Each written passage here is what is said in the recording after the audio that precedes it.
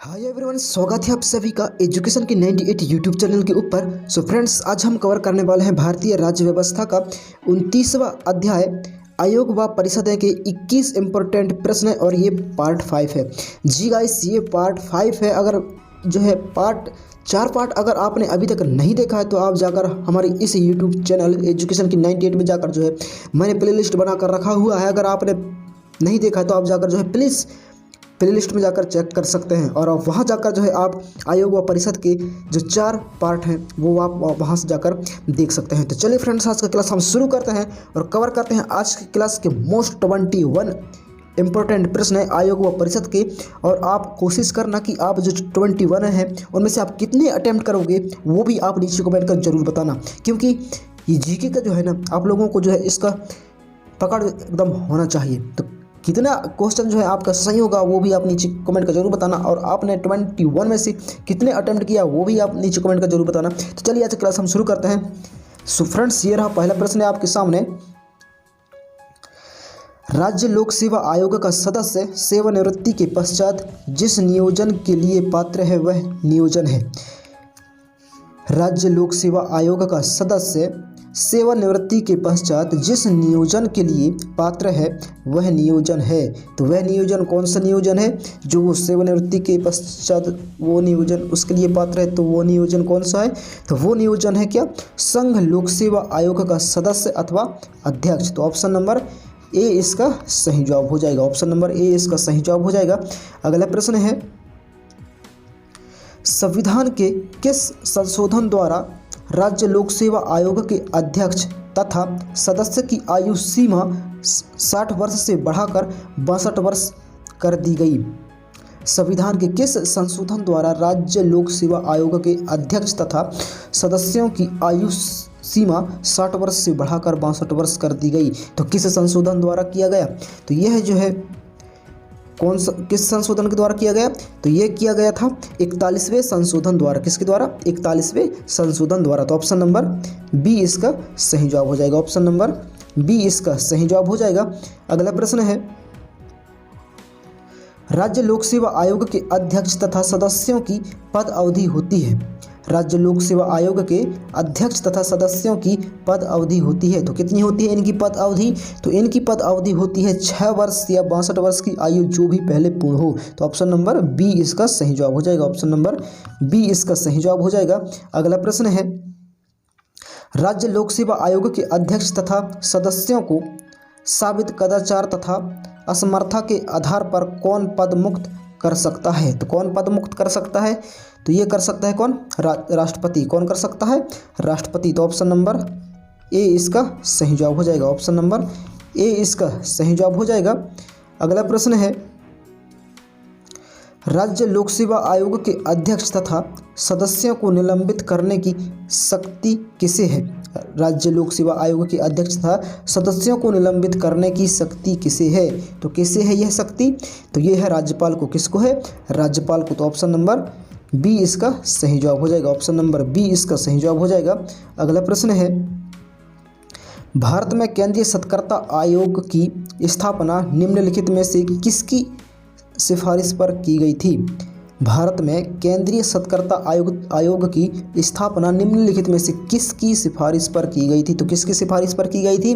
तो ये किया गया था संथानम समिति की सिफारिश पर। तो ऑप्शन नंबर डी इसका सही जवाब हो जाएगा। ऑप्शन नंबर डी इसका सही जवाब हो जाएगा। अगला प्रश्न है, निम्नलिखित में से किस एक ने लोकपाल की पद की सृजन की संस्तुति की?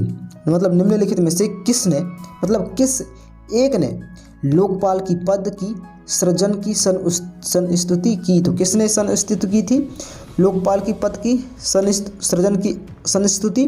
तो ये किया था कौन? प्रशासनिक सुधार आयोग। कौन किया था? प्रशासनिक सुधार आयोग। तो ऑप्शन नंबर सी इसका सही जवाब हो जाएगा। ऑप्शन नंबर सी इसका सही जवाब हो जाएगा। अगला प्रश्न है, राष्ट्रीय मानव अधिकार आयोग के अध्यक्ष और अन्य सदस्यों की नियुक्ति के लिए सिफारिश करने वाली समिति का कौन सदस्य नहीं है? मतलब राष्ट्रीय मानव अधिकार आयोग के अध्यक्ष और अन्य सदस्यों की नियुक्ति के लिए सिफारिश करने वाली समिति का कौन सदस्य नहीं है? तो कौन सदस्य नहीं है इस समिति का? तो वही है कौन? राज्यसभा का सभापति। कौन है? राज्यसभा का सभापति। तो ऑप्शन नंबर डी इसका सही जवाब हो जाएगा। ऑप्शन नंबर डी इसका सही जवाब हो जाएगा। अगला प्रश्न है, राज्य वित्त आयोग है एक, तो क्या है राज्य वित्त आयोग? तो ये क्या है? तो ये एक संवैधानिक संस्था है। क्या है? एक संवैधानिक संस्था है। तो ऑप्शन नंबर सी इसका सही जवाब हो जाएगा। ऑप्शन नंबर सी इसका सही जवाब हो जाएगा। अगला प्रश्न है, राष्ट्रीय विकास परिषद की स्थापना कब की गई? राष्ट्रीय विकास परिषद की स्थापना कब की गई? तो कब की गई थी राष्ट्रीय विकास परिषद की स्थापना? तो ये किया गया था 1952 ईस्वी में। कब किया गया था? 1952 ईस्वी में। तो ऑप्शन नंबर सी इसका सही जवाब हो जाएगा। अगला प्रश्न है, राष्ट्रीय मानवाधिकार आयोग की स्थापना कब हुई थी? राष्ट्रीय मानवाधिकार की स्थापना कब हुई थी? तो कब हुई थी राष्ट्रीय मानवाधिकार आयोग की स्थापना कब हुई थी? तो इसका स्थापना हुई थी 1993 ईस्वी में। तो ऑप्शन नंबर सी इसका सही जवाब हो जाएगा। ऑप्शन नंबर सी इसका सही जवाब हो जाएगा। अगला प्रश्न है, राष्ट्रीय एकता परिषद का गठन कब किया गया? राष्ट्रीय एकता परिषद का गठन कब किया गया? तो कब किया गया था इसका गठन? तो इसका गठन किया गया था 1961 ईस्वी में। कब किया गया था? 1961 ईस्वी में। तो ऑप्शन नंबर सी इसका सही जवाब हो जाएगा। ऑप्शन नंबर सी इसका सही जवाब हो जाएगा। अगला प्रश्न है, पूर्व उत्तर परिषद का पदेन अध्यक्ष इनमें से कौन है? पूर्व उत्तर परिषद का पदेन अध्यक्ष इनमें से कौन है? तो कौन है इसका पदेन अध्यक्ष? तो ये है कौन? केंद्रीय गृह मंत्री। कौन है? केंद्रीय गृह मंत्री। तो ऑप्शन नंबर सी इसका सही जवाब हो जाएगा। ऑप्शन नंबर सी इसका सही जवाब हो जाएगा। अगला प्रश्न है, भारत में पहला परिसीमन आयोग किस वर्ष गठित किया गया था? भारत में पहला परिसीमन आयोग किस वर्ष गठित किया गया था? तो किस वर्ष गठित किया गया था? तो ये गठित किया गया था कब? 1952 में। कब किया गया था? 1952 में। तो ऑप्शन नंबर डी इसका सही जवाब हो जाएगा। ऑप्शन नंबर डी इसका सही जवाब हो जाएगा। अगला प्रश्न है, भारतीय संविधान का कौन सा अनुच्छेद केंद्रीय सत्कर्ता आयोग का वर्णन करता है? भारतीय संविधान का कौन सा अनुच्छेद केंद्रीय सत्कर्ता आयोग का वर्णन करता है? तो कौन करता है इसका वर्णन? तो ये करता है कौन? उपरोक्त में से कोई भी नहीं, मतलब उपरोक्त में से कोई भी जो है इसका वर्णन नहीं करता। तो ऑप्शन नंबर डी इसका सही जवाब हो जाएगा। ऑप्शन नंबर डी इसका सही जवाब हो जाएगा। अगला प्रश्न है, केंद्रीय सूचना आयोग का गठन किस वर्ष किया गया? केंद्रीय सूचना आयोग का गठन किस वर्ष किया गया? तो किस वर्ष किया गया था केंद्रीय सूचना आयोग का गठन? तो ये किया गया था 2005 में। कब किया गया था? 2005 में। तो ऑप्शन नंबर डी इसका सही जवाब हो जाएगा। ऑप्शन नंबर डी इसका सही जवाब हो जाएगा। अगला प्रश्न है, केंद्रीय सत्कर्ता आयोग का गठन किस वर्ष किया गया? केंद्रीय सत्कर्ता आयोग का गठन किस वर्ष किया गया? तो किस वर्ष किया गया था केंद्रीय सत्कर्ता आयोग का गठन?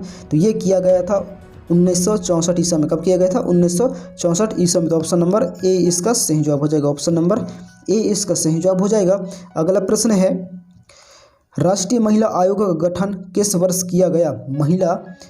राष्ट्रीय महिला आयोग का गठन किस वर्ष किया गया? तो किस वर्ष किया गया था राष्ट्रीय महिला आयोग का गठन?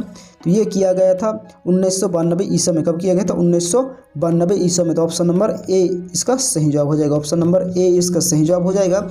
अगला प्रश्न है, राष्ट्रीय महिला आयोग की प्रथम महिला अध्यक्ष कौन थी? राष्ट्रीय महिला आयोग की प्रथम महिला अध्यक्ष कौन थी? तो कौन थी वो प्रथम महिला अध्यक्ष राष्ट्रीय महिला आयोग की? तो वो थी कौन? जयंती पटनायक। कौन था? जयंती पटनायक। तो ऑप्शन नंबर बी इसका सही जवाब हो जाएगा। ऑप्शन नंबर बी इसका सही जवाब हो जाएगा। अगला प्रश्न है, स्वतंत्र भारत के प्रथम विधि आयोग की स्थापना किस वर्ष हुई थी? स्वतंत्र भारत के प्रथम विधि आयोग की स्थापना किस वर्ष हुई थी? तो किस वर्ष हुई थी इसकी स्थापना? तो इसकी स्थापना हुई थी कब? 1955 ईस्वी में। कब हुई थी? 1955 ईस्वी में। तो ऑप्शन नंबर डी इसका सही जवाब हो जाएगा। ऑप्शन नंबर डी इसका सही जवाब हो जाएगा। अगला प्रश्न है, आज की क्लास का अंतिम प्रश्न है कि निम्नलिखित में से कौन सा आयोग अनुच्छेद 338 ए से संबंधित है? निम्नलिखित में से कौन सा आयोग अनुच्छेद 338 ए से संबंधित है? तो कौन सा आयोग संबंधित है? तो ये संबंधित है कौन? राष्ट्रीय महिला आयोग। कौन संबंधित है? राष्ट्रीय महिला आयोग। तो ऑप्शन नंबर डी इसका सही जवाब हो जाएगा। ऑप्शन नंबर डी इसका सही जवाब हो जाएगा। सो फ्रेंड्स, आपने में से 21 में से कितने अटेम्प्ट किया नीचे कमेंट कर जरूर बताएं। सो फ्रेंड्स, क्लास कैसा लगा नीचे कमेंट कर जरूर बताएं। अगर क्लास पसंद आए तो प्लीज़ चैनल को सब्सक्राइब कर बेल आइकन को ऑल प्रेस जरूर करें और वीडियो को लाइक जरूर करें। सो फ्रेंड्स, मिलते हैं नेक्स्ट क्लास में। तब तक के लिए जय हिंद, वंदे मातरम। अपना ख्याल रखिए और तैयारी करते रहिएगा।